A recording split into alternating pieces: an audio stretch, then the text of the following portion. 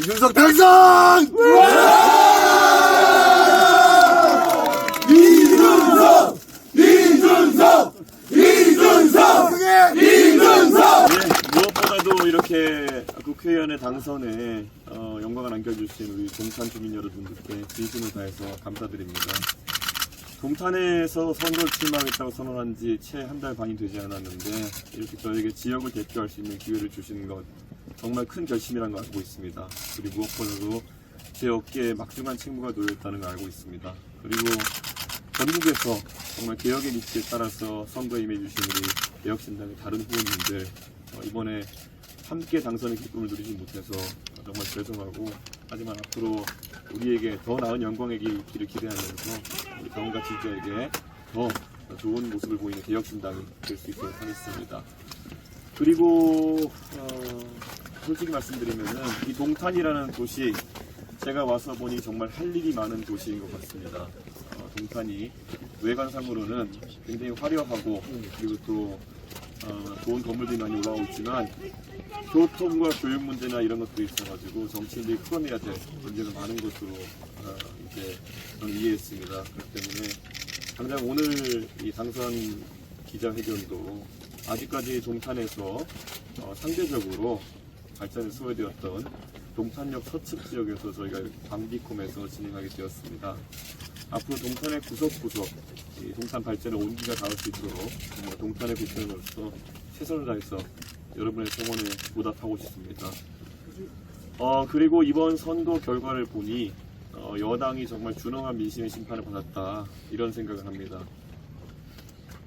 바로 직전에 전국단위 선거에서 대승을 이끌었던 그 당의 대표였던 사람이 왜 당을 옮겨가지고 이렇게 출마할 수밖에 없었을까라는 것에 대해서 윤석열 대통령께서 한번 곱씹어 보셨으면 하는 생각입니다. 그리고 지금까지 더불어민주당은 21대 국회에서 180석에 달하는 의석을 가지고도 윤석열 정부의 무리수들을 효율적으로 견제해내지 못했습니다.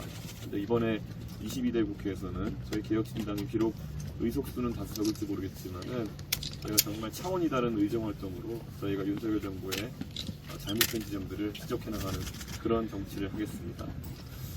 그리고 개인적으로는 개혁신당의 총선이 오늘로써 일단락되었다고 생각하지 않습니다. 개혁신당이 가는 길 중에 하나의 이정표가 지난 것이고, 개혁신당의 다음 과제인 지방선거 때까지 800일 정도가 남아있는 걸로 알고 있습니다. 당장 내일부터 지방정치를 또 저희가 개혁할 수 있는 방법을 모색하기 위해서 바로 지방선거까지도 염두에 두고 당을 정비해 나갈 수 있는 노력을 하겠습니다. 다시 한번 저를 지역의 대표 뽑아주신 동탄 주민들께 너무 감사하고요. 그리고 무엇보다도 이 자리에 저와 지금 같이 배석해 계신 우리 서철모 전 화성시장님, 이하 저희 캠프에 있었던 모든 우리 캠프 멤버들 정말 사랑하고 감사하고, 무엇보다도 저희가 같은 팀이 되어서 앞으로 더 많은 대한민국의 정치개혁 과제를 이루어낼 수 있다고 저는 믿어 의심치 않습니다.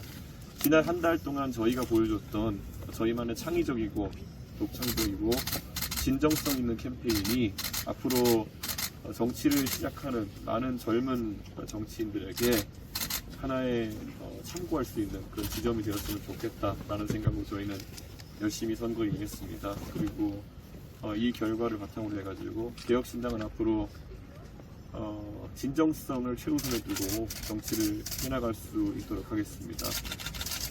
예전에 제가 영화 이미테이션 게임이라는 걸 보면서 느낀 바가 있습니다.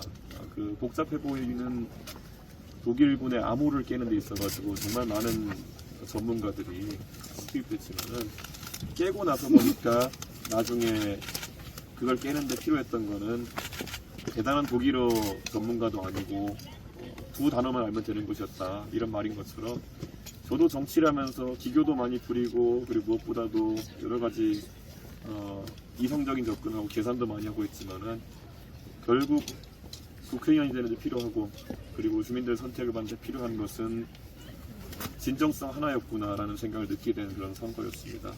그리고 제가 미처 아직까지 다 인사를 드리지 못했지만은 한 달 반 만에 새로운 지역구에서 당선될 수 있을 정도로 저를 아주 지난 8년 동안 강하게 단련해 주신 우리 노원병의 상계동에 있었던 우리 당원 동지들, 그리고 또 우리 지지자들, 그리고 또 상계동 주민 여러분께도 정말 감사하다는 표현을 드리고 싶습니다. 당선되지 못했을 때는 야속하다는 생각도 들었지만은 그 과정을 통해서 제가 더 성장한 모습을 보니 지금은 정말 감사하다는 생각밖에 들지 않습니다. 그리고 동탄에서의 감사 인사 끝난 다음에 곧 상계동에도 가서 감사 인사를 드리도록 하겠습니다.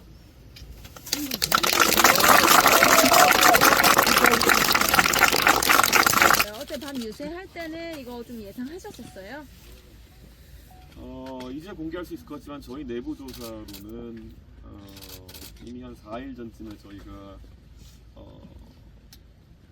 약 2에서 3, 4% 정도 되는 구간 안에 들어갔다는 걸 저희가 알고 있었고 가파른 상승세가 있었기 때문에 선거일 전에 저희는 이미 판세는 바뀌었다고 판단하고 있었습니다. 그럼에도 불구하고 마지막까지 최선을 다하기 위해서 저희 캠프 내에서 우리가 할 수 있는 극한의 진정성 있는 모습을 보이자라는 이야기가 나왔고, 그래서 소위 말하는 48시간 무방 유세라는 것을 하게 되었고, 정말 이 승리는 저 개인에게도 간절했지만은 우리 개혁신당에게 너무나도 간절했습니다. 그렇기 때문에 정말 저는 이번에 우리 캠프 멤버들 하나하나가 조언해준 것도 너무 감사하고, 그리고 저희가 했던 정말 그 독창적인 캠페인들 그 중에 어느 하나라도 저희가 빠졌다면은 이뤄내지 못했을 것이다.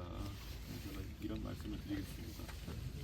그리고 또 이 자리에 계시지 않지만은 우리 존경하는 그 바로 옆자리에서 든든하게 어깨가 되어 의지해 주신 또 우리 이원욱 의원님, 제가 동탄에 빠르게 정착할 수 있도록 동탄에서 지금까지 해오신 일이나 아니면 또 앞으로 해야 될 일들 해가지고 정말 잘 정리를 해주셨고, 무엇보다도 앞으로도 이 동탄 지역에서 이원욱 의원님 다 이루지 못하신 것들 제가 또 이루는데 노력을 할 것이고, 무엇보다 개혁신당의 다선의원으로서 또 더 큰 목표를 위해서 함께 정진할 수 있었으면 좋겠습니다.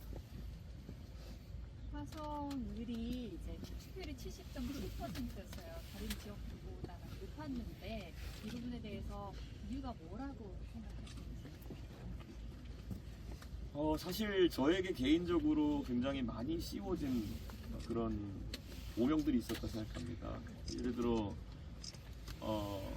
제가 처음에 이 선거에 도전했을 때 저희 내부 조사를 기반으로 판단했을 때는 여성 유권자들의 오해가 굉장히 심했습니다. 그리고 그것을 파고들어서 공격하려는 한국 측의 그런 어떤 노력도 있었고요. 그런데 진정성 있게 결국에는 특히 이제 우리 동탄에는 아이를 낳아 키우는 그 20, 30대 그 유모차 부대가 있습니다. 이 유모차 부대는 누구보다도 진정성 있게 저와의 대화에 임해주셨고, 그리고 그분들 대부분 모두가 지금까지 정책의 관점보다는 누군가가 주입한 증오나 아니면은 그런 공격에 따라 가지고 사람을 이해하는 정책을 이해하신 적이 있다고 이렇게 말씀 주시더라고요. 그런데 그분들과 머리를 맞대면서 동탄의 아이들을 위해서 무엇을 할 것인가, 그리고 동탄의 발전을 위해 무엇을 할 것인가를 고민하다 보니 정말 마음이 잘 맞는 부분도 있었고, 그래가지고 제가 수치적으로 놀랐지만은 정말 진정성을 다해 그들과 소통하는 과정 속에서 오히려 이번 선거의 투표율 상승과 저의 승리를 이끌어주신 분들은 우리 동탄의 유모차 부대였습니다. 그래서 그분들에 대한 감사함을 잊지 않고, 무엇보다도 제가 약속한 것처럼 적어도 아이들이 오늘보다 더 나은 내일을 꿈꿀 수 있는 그런 동탄을 만들 수 있도록 하겠습니다. 범민주 진영에서는 이제 개헌이나 아니면 특검 이런 거를 벌써 예고하고 있는데 캐스팅 보트가 될 수 있는 개혁신당의 입장은 어떤지 궁금합니다. 제가 개혁신당의 대표로서 개혁신당을 대표해서 말한다면은 저희는 최우선적으로 국민들의 삶이 나아지는 방향이 무엇인가에 대해서 고민하겠습니다. 이번에 소위 야권에서 법야권에서 많은 의석을 얻었다고 해가지고 그것을 바탕으로 소위 힘자랑만 하려고 한다 든다면은 그것은 이번에 투표로 드러난 민심과 관계없이 그들의 사리사욕을 취하는 방향으로 정치를 하는 것이다 이렇게 생각합니다. 저는 윤석열 대통령께서는 이번 선거에서 드러난 민심에 따라 가지고 과감한 인사 조치를 하셔야 된다 이런 생각합니다. 제가 국민의힘의 당대표를 지낼 때부터 누누이 지적해왔지만은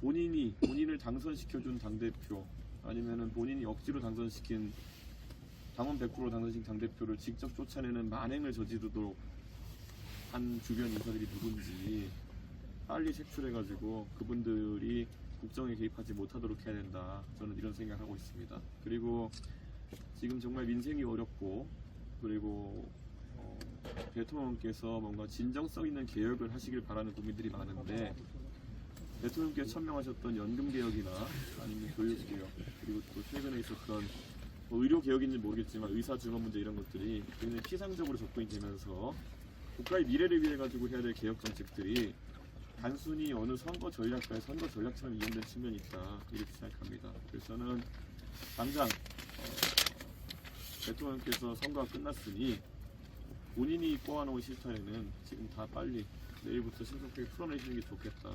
저는 이런 생각하고 저희 개혁신당에서는 이번에 비례대표 1번으로 정말 픽과 진료 문제에 있어가지고는 가장 전문가라고 할 수 있는 우리 이주영 후보를 공천했습니다.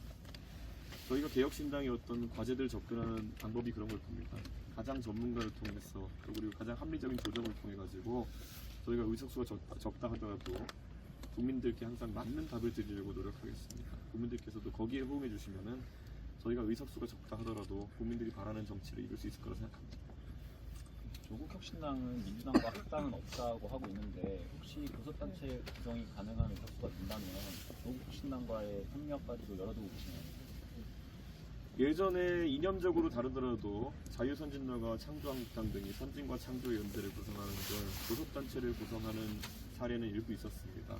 이념적으로 차이가 있다 하더라도 그거는 국회가 교섭단체 중심으로 돌아가기 때문에 그런 시도를 하는 경우가 더러 있었습니다. 근데 지금 개혁신당 같은 경우에는 조국혁신당이 내세운 정책적 아젠다들과 공감을 이루지 못하고 있습니다. 그렇기 때문에 저는 그런 부분에 대한 대화를 하지 않겠다는 말은 아니지만은 지금 상황에서는 조국 대표 등과 상의해야 될 문제지 지금 제가 확답드릴 수 있는 게 없습니다. 지역 정치를 위해서 열심히 노력하시겠지만 중앙 정치에서 어떤 일을 좀 역점을 우선적으로 하시고자 하시는지. 저는 아까 제가 지방선거가 800일밖에 남지 않았다 이런 말을 했는데요. 사실 이런 말씀을 드리는 거는 가끔의 국민의힘 같은 거대 정당도 정치권의 올바른 인재들을 수혈하지 못해가지고 중앙정치와 지방정치보다 황폐화되고 있습니다. 그래서 제가 국민의힘의 당대표 지내면서 그 육성책을 많이 하려고 했는데 결국 기득권의 반발로 이루어지지 못했습니다. 그런데 개혁신당에는 기득권이 없습니다.